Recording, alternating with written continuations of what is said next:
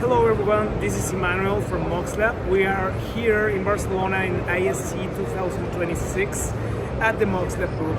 And today I'm going to show you one of our newest products that has to be with USB-C solutions or USB 3.0.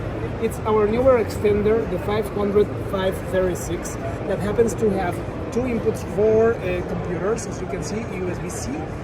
This is the transmitter side, and on this same side, if I check the front of the product, I'll be able to get connection for three peripherals locally.